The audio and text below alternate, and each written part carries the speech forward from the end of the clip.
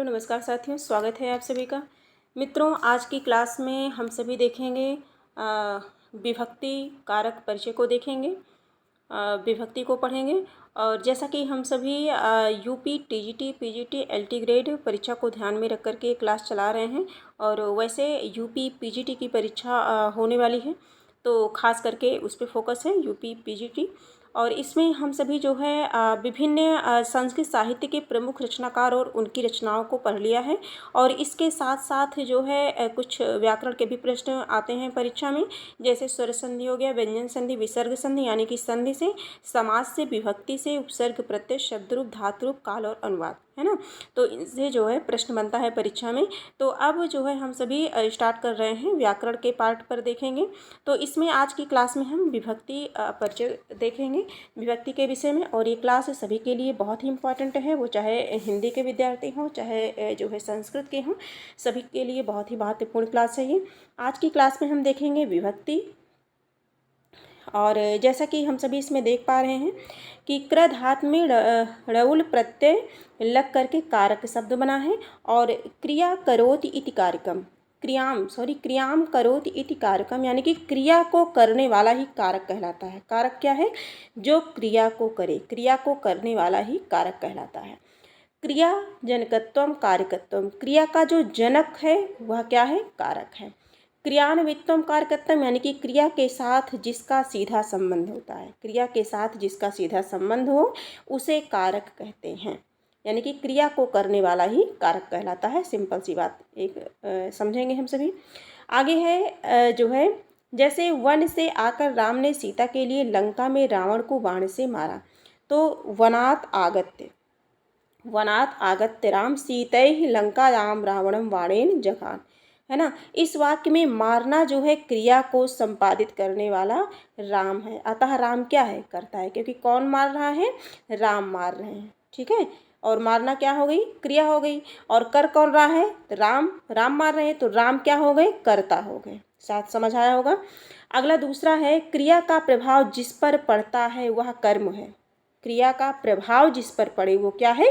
कर्म है। जैसे मारना क्रिया है और इसका प्रभाव किस पर पड़ रहा है? रावण पर, है ना। किस पर पड़ रहा है? रावण पर।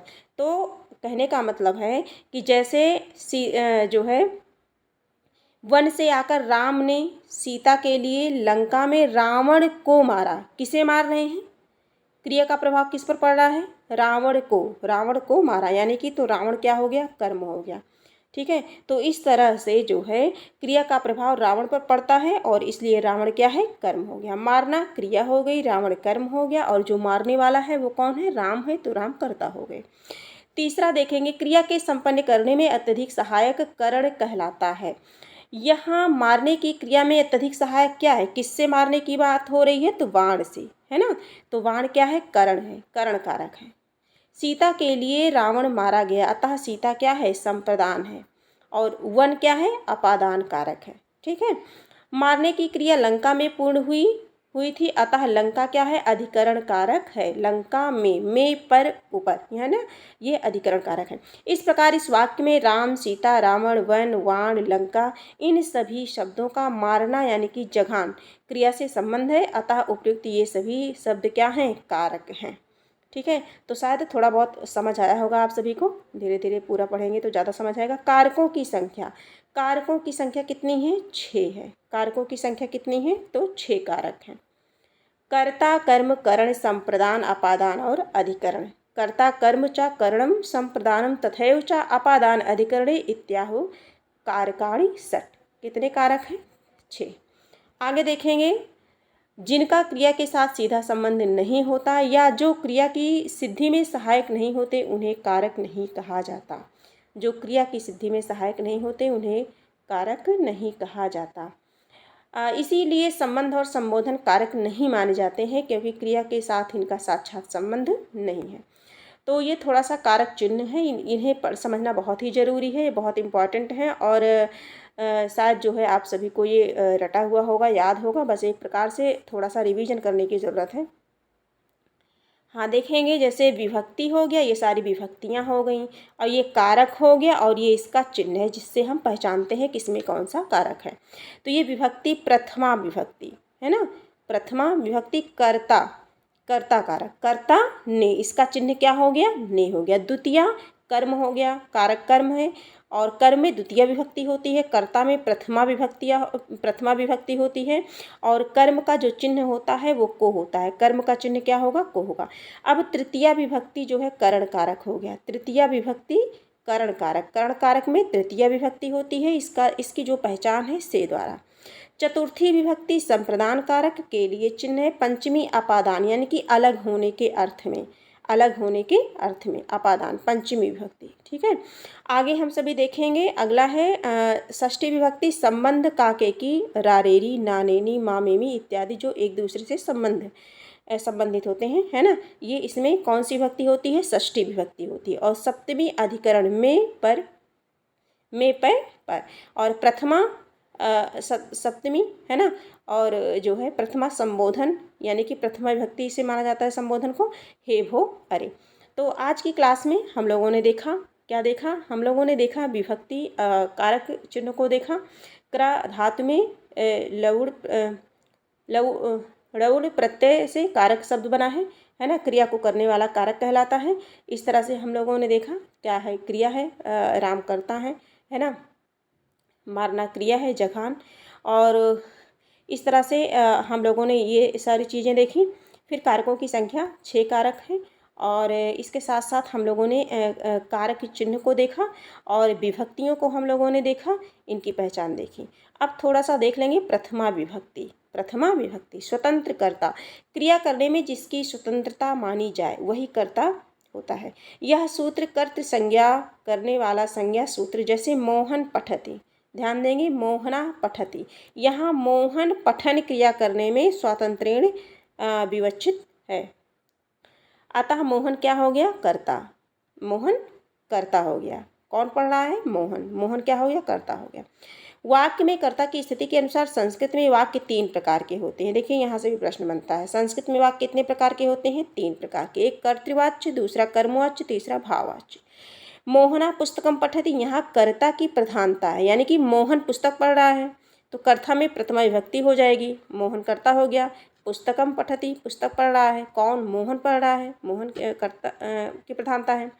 दूसरा है कर्मवाच्य है, मोहनेन पुस्तकम पाठ्यते, यहाँ कर्म की प्रधानता है, क्योंकि कर्म में द्वितीय विभक्ति होती है, कर्म में द्वितीय विभक्ति होती है। और तीसरा है भाववाच्य, रामेण भूयते, यहाँ भाव क्रिया की प्रधानता है, और कर्ता में तृतीय विभक्ति है, रामेण, एन लगा होता है ना, तो तृतीय विभक्ति है। अब दूसरा हम देखेंगे, एक असूत्र के माध्यम से देखेंगे, प्रातिपदिकार्थ लिंग परिमाण वचन मात्रे प्रथमा। जब सूत्र के हिसाब से आप याद करेंगे तो एक बार जब आप याद करेंगे तो आपको हमेशा याद रहेगा। प्रातिपदिकार्थ मात्र में, लिंग मात्र में, आधिक्य में, परिमाण मात्र के आधिक्य में, वचन मात्र के आधिक्य में प्रथमा विभक्ति होती है। जैसे किसी प्रातिपदिक के उच्चारण में स्वार्थ, द्रव्य, लिंग, संज्ञा और कारक, इन 5 में जिसका ज्ञान निश्चित रूप से हो उसे प्रातिपदिकार्थ कहते हैं। फिर से हम देखेंगे, जो है किसी प्रातिपदिक के उच्चारण में स्वार्थ, द्रव्य, लिंग, संख्या और कारक, इन 5 में जिसका ज्ञान निश्चित रूप से हो उसे प्रातिपदिकार्थ कहते हैं। उदाहरण के माध्यम से हम समझेंगे, ज़्यादा स्पष्ट आएगा। जैसे उदाहरण के लिए, जैसे उच्चय, निश्चय, कृष्णा, श्री, ज्ञानम, ठीक है, इन सब में कौन सी विभक्ति है, तो प्रथमा विभक्ति है। लिंग मात्र अधिके प्रथमा, लिंग मात्र में देखेंगे जिन शब्दों में लिंग निश्चित नहीं है उन शब्दों में लिंग मात्र अधिक में प्रथमा विभक्ति होती है। जैसे तटः पुल्लिंग हो गया, तटी स्त्रीलिंग, तटम नपुंसक, तटः, तटी, तटम प्रथमा विभक्ति होगी। आगे देखेंगे परिमाण मात्र का देख लेते हैं। परिमाण वचन, माप, तौल, है ना, वजन मतलब माप तौल की बात हो रही है। मात्रा का बोध कराने के लिए प्रथमा विभक्ति का प्रयोग किया जाता है। जैसे द्रोणो व्रीहि, ये दे दिया जाएगा और इसमें कौन सी विभक्ति है, तो प्रथमा विभक्ति है, क्योंकि परिमाण मात्र अधिके प्रथमा, ठीक है। तो आगे हम देखेंगे वचन मात्रे प्रथमा। वचन अर्थात संख्या मात्र का बोध कराने के लिए प्रथमा विभक्ति का प्रयोग होता है। जैसे एकः, दो, बहवः, ठीक। अगला हम देखेंगे संबोधने च, संबोधने चा, संबोधन में प्रथमा विभक्ति होती है, जैसे हे राम अत्र आगच्छ। यहाँ जो है जैसे हे राम में संबोधन होने से प्रथमा विभक्ति होती है। आगे हम सभी देखेंगे उक्ते कर्तरि प्रथमा। कर्तवाच्य में जहाँ कर्ता उक्त या कहा गया रहता है उसमें प्रथमा विभक्ति होती है, जैसे रामः गृहं गच्छति, राम घर जाता है। यहाँ राम कर्तवाच्य का कर्ता है जो कि उक्त है, अतः राम में प्रथमा विभक्ति है। रामः गृहं गच्छति, है ना, राम घर जाता है तो रामा यानी कि प्रथमा विभक्ति है। आगे देखेंगे इस प्रकार प्रातिपदिकार्थ मात्र में, लिंग मात्र में, परिमाण मात्र में, वचन मात्र में, संबोधन में जो है प्रथमा उक्त कर्ता में प्रथमा विभक्ति होती है। तो शायद थोड़ा समझ आया होगा आप सभी को। 1 से 2 बार देख लेंगे तो स्पष्ट हो जाएगा, और उदाहरण भी अगर पूछे जाएंगे तो इसी में से पूछे जाएंगे। थोड़ा सा ध्यान दे के आप पढ़ लेंगे तो इससे कोई भी प्रश्न बाहर नहीं जाएगा, गलत नहीं होगा आपका। अब द्वितीय विभक्ति, तृतीय विभक्ति जो भी विभक्तियाँ बचती हैं इन्हें हम अगली क्लास में देखेंगे। आज की क्लास में इतना ही हम लोगों ने आज कारक के विषय में देखा, है ना। कारक किसे कहते हैं, कारक बना किससे हैं, और कारक विभक्ति देखा, विभक्तियों को देखा और कारक चिन्हों को देखा। फिर इसके साथ साथ प्रथमा विभक्ति, स्वतंत्र कर्ता, कर्तवाच्य, कर्मवाच्य, भाववाच्य क्या है, इन सभी को देखा। फिर सूत्र देखा, प्रातिपदिकार्थ, लिंग, परिमाण, वचन मात्र, प्रथमा, तो किस तरह से ये बने हैं इसे हम लोगों ने देखा, है ना। उच्च नीचे, कृष्णाश्री, ज्ञानम, प्रथमा विभक्ति। और लिंग मात्राधिके में जैसे तटा, तटी, तटम हो गया। परिमाण मात्राधिका में जैसे हो गया द्रोणु, व्रीहि, है ना। और 1 2 बहुवा मतलब वचन मात्र में और संबोधन में प्रथमा विभक्ति का प्रयोग होता है। उक्ते कर्माणि प्रथमा। तो इस तरह से इन सूत्रों के माध्यम से हम लोगों ने प्रथमा विभक्ति को देख लिया, और ये क्लास जो है सभी के लिए बहुत ही महत्वपूर्ण है। आज की क्लास हम यही कंप्लीट करते हैं। और जैसा कि जो भी लगा है व्याकरण में हिंदी में जो संस्कृत साहित्य यानी व्याकरण से प्रश्न बनते हैं, इसमें जो व्याकरण की क्लास है, व्याकरण में जैसे संधि हो गया, समास हो गया, विभक्ति, उपसर्ग, प्रत्यय, शब्द रूप, धातु रूप, इसी तरह से हम सभी थोड़ा थोड़ा करके डेली पढ़ते रहेंगे। आज की क्लास यहीं कंप्लीट करते हैं, फिर मिलेंगे, तब तक के लिए धन्यवाद।